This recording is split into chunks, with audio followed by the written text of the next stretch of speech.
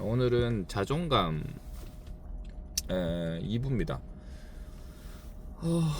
저는 정신과 의사가 아니에요. 정신과 의사가 아니고 이제 뭐 정신과 선생님들의 이제 학술적인 의견 외에 제가 생각하는 그런 부분들에 대해서 얘기를 하고 싶습니다.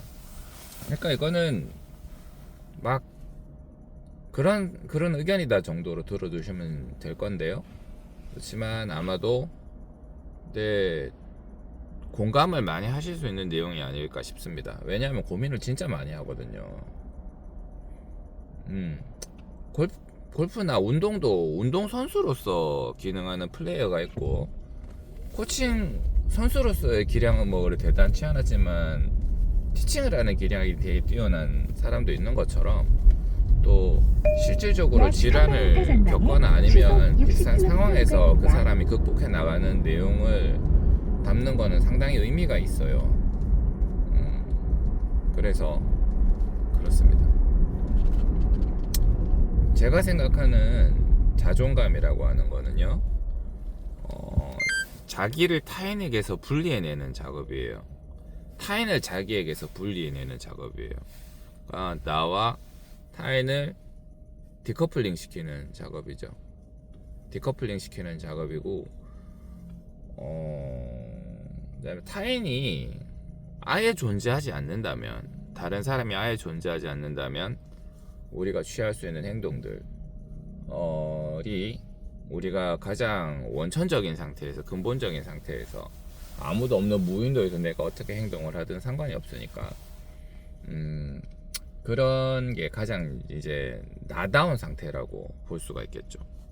나다운 상태인데, 근데 이제 다른 사람들이 존재하고 그로 인해 개입이 되면서 다른 사람들의 말이라든지, 아니면 다른 사람들이 우리를 뭐 이렇게 말하지 않아도 다른 사람들이 나를 어떻게 생각할까, 또는 비교, 이런 서로 다른 기준점들이 자꾸 생겨나가기 시작하면서 자기의 행동이 억제되는데, 이제 그거를 더 많이 신경 쓰는 사람도 있고 더 덜 신경 쓰는 사람도 있을 수 있죠. 근데 이제 더 많이 신경 쓰는 사람이 이제 문제가 되는 거죠. 제가 그런 상태였고, 지금도 그런 상태입니다.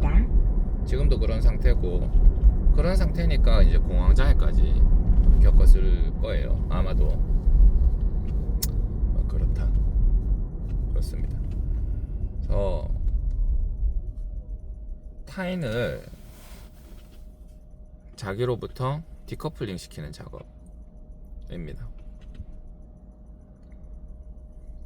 다른 사람들이 필요합니다. 다른 사람들이 필요하고, 우리는 다른 사람과 필연적으로 어우러져서 엮여서 살기 때문에 다른 사람이 없이 살 수는 없어요. 제가 버는 돈도 다 다른 사람들로 인해서 오는 거고, 같이 일하다 보면 그 사람과 나와의 서로 다른 갈등 양상이 발생하게 돼요. 이권에 대한 갈등 양상이 발생하게 됩니다. 또는 다른 사람들이 나의 행동으로 인해서 기분이 나쁜 상황이 발생할 수 있어요. 아니면 뭐 내 행동으로 인해 다른 사람들이 기분 나쁜 상황이 발생할 수 있는데, 근데 이제 그런 것들은 어느 정도는 법제화 시켜놨죠. 어느 정도는 법제화 시켜놨고, 그 다음에 불문법으로 우리가 생각하는 생활 양태나 양습에서 이렇게 파악할 수가 있습니다. 근데 이제 자존감이 낮은 사람들은 그거를, 그 법의 영역을 훨씬 더 많이 만들어 놓는 거죠. 많이 만들어 놓습니다. 왜요? 이런 사람들은 타인한테 실수를 거의 안 합니다. 행동적인 실수는 거의 안 하는데 심리적인 실수는 되게 많이 합니다. 그러니까 자존감이 낮은 사람들이 다른 사람한테 행동을 할 때 실수는 별로 안 하는데요, 심적인 다른 사람을 불편하게 만드는 그러한 실수는 굉장히 많이 합니다. 그러니까 자존감이 낮은 사람은 주변 사람들이 불편해합니다. 그래서 불편해하는 패턴이 그렇습니다. 내가 다른 사람을 신경 쓰고 행동을 하면 그 사람도 나를 동일하게 대해줄 것이다 라고 생각을 하는 거죠. 내가 자꾸 다른 사람들을 신경을 쓰게 되면요, 그 사람한테 행동이 조심스러워지고 배려를 하게 되죠. 근데 그거는 공짜가 아니에요. 공짜가 아니라 내 마음속에 부채로 내가 담아두는 겁니다. 그러니까 꽁해져 있는 건 꽁해져 있는 상태, 삐져 있는 상태가 되는 거예요. 내가 다른 사람들한테 뭔가를 잘해줘. 그 사람은 나한테 요청하지 않았는데, 그렇게 할 필요가 없는데, 아니면 내가 뭔가를 하고 난 다음에 그 사람한테 동일한 거를 기대를 하게 되는 거지. 기대를 하게 되는데 그 사람들은 요청한 적도 없고 해줄 생각도 없어요.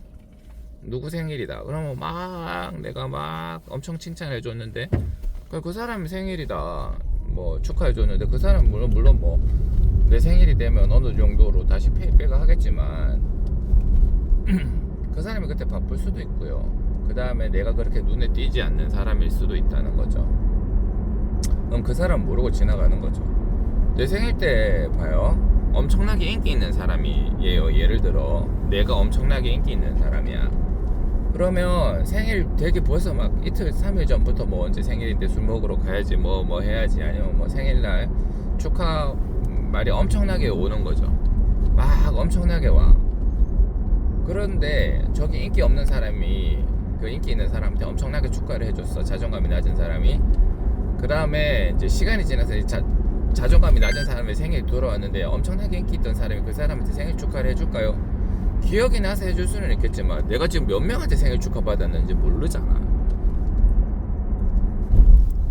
그러니까 별거 아닌 일인 거예요. 신경도 안 써. 솔직히 말하면 신경도 안 쓰고 확률이 높아요. 아 누구 생일이다 그러면 축하를 해주는 문자 한 개 정도는 알려주는 거지. 아니면 그나마 더 바쁘면 안 해줄 수도 있고, 자기가 인기 있는데 뭐. 그러니까 요런 상황이 되면 자존감 낮은 사람은 난 걔한테 엄청나게 칭찬해주고 축하도 해줬는데 왜 나는 페이백을 안 해주냐 라고 하는 마음속에 자기가 그 사람한테 만들어 놓은 장부에 부채를 이미 기록을 해놨어.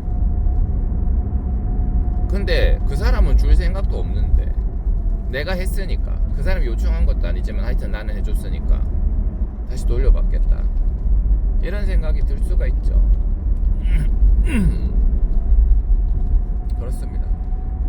예를 들어 아니면 또 다른 상황, 다른 사람들 카카오톡방에서 누군가가 아프다 했을 때는 막 그 사람한테 칭찬을 해주고 막 위로를 해줘요. 근데 내가 막상 내가 아프니까 내가 아프다고 했는데 사람들이 시큰둥해. 뭐 별로 반응이 없거나 예 뭐 알겠습니다 뭐 그러는 정도거나 아예 따끈이 없어. 그러면 마음이 상할 수 있죠. 자존감이 상할 수 있죠. 자기 마음이, 자존심이 상할 수가 있죠. 다른 사람들한테는 다 해놓고 왜 나한테는 안 해주냐. 근데 다른 사람들도 그거를 일일이 신경 쓰기가 어려운 환경인 경우가 많고, 지난번에 했던 게 그런 상황인 경우가 많고, 그런 건 사람들마다 역량의 차이가 있어가지고 더 매력적인 사람, 더 끌어당기는 사람과 아닌 사람의 차이가 있을 수 있어요. 근데 그렇다고 하더라도, 내가 그렇게 해서 대접을 못 받는다고 하더라도 저 사람들이 나한테 피해를 준 거는 없잖아요. 그 사람들은 그저 그런 생활 행동 패턴에서 행동을 했을 뿐이에요.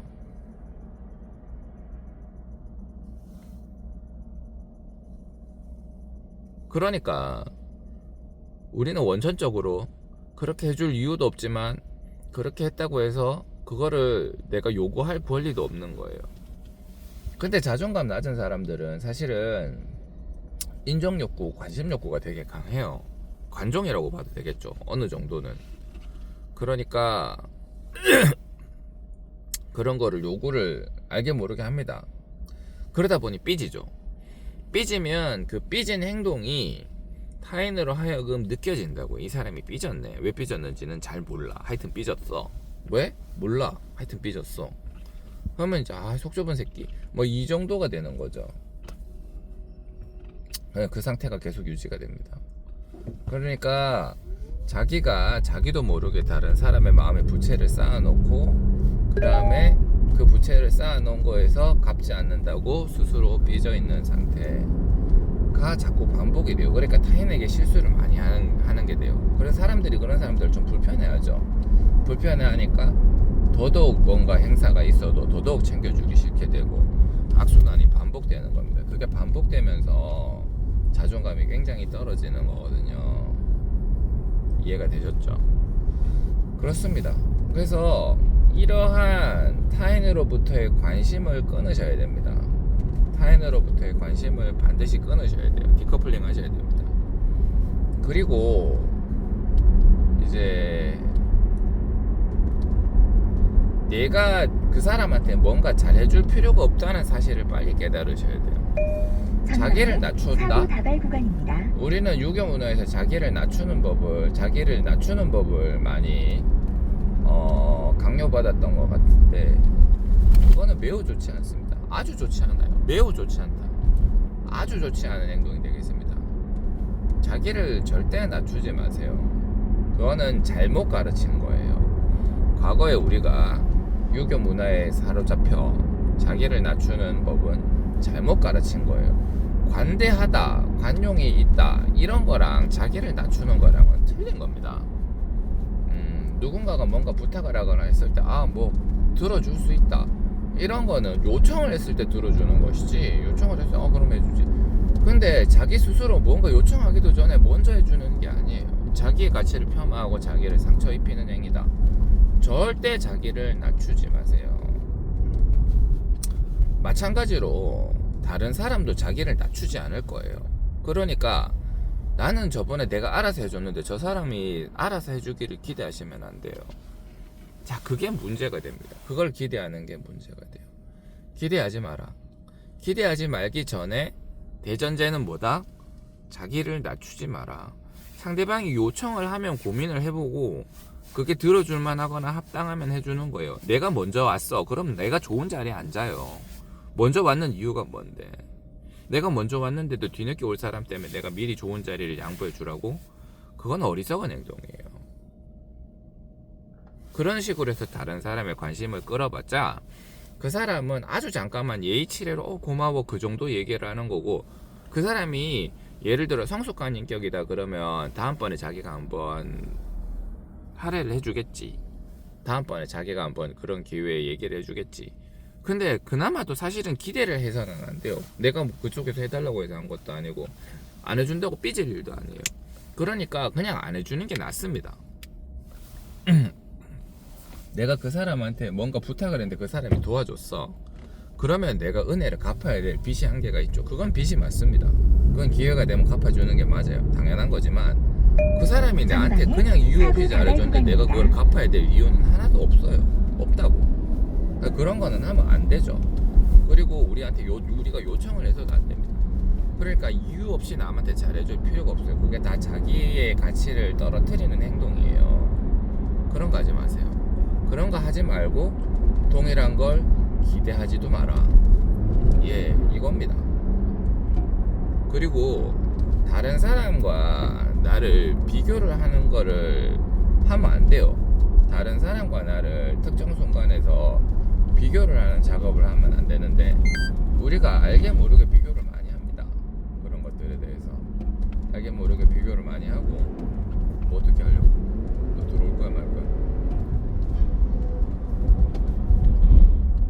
다른 사람과 나를 알게 모르게 비교를 하는데요, 이제 여러 명이 있는 상태에서 그 사람이 어떤 일을 해왔는지 모르잖아요. 그 사람이 어떤 상황이고 어떻게 칭송받았는지 모르잖아요. 그리고 그 사람이 어떤 물밑 작업을 했는지도 모르죠.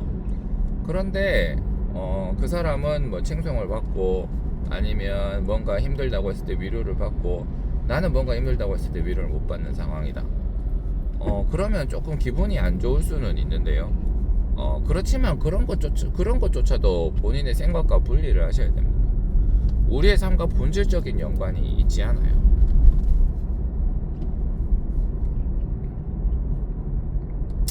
우리의 삶과 본질적인 연관이 있지 않다. 예, 그렇습니다. 자꾸 징징대가지고 자꾸 힘들다 아프다 어쩐다 징징대가지고 뭐 그래가지고 관심을 끌어내는 사람들이 있거든요. 근데 그거는 조만간 한계를 맞게 됩니다. 그래요. 그러한 방식이 계속 자기의 자존감을 떨어뜨리는 방식이 되겠어요. 그러니까 그런 거는 하지 말고, 예, 뭐 그런 거죠.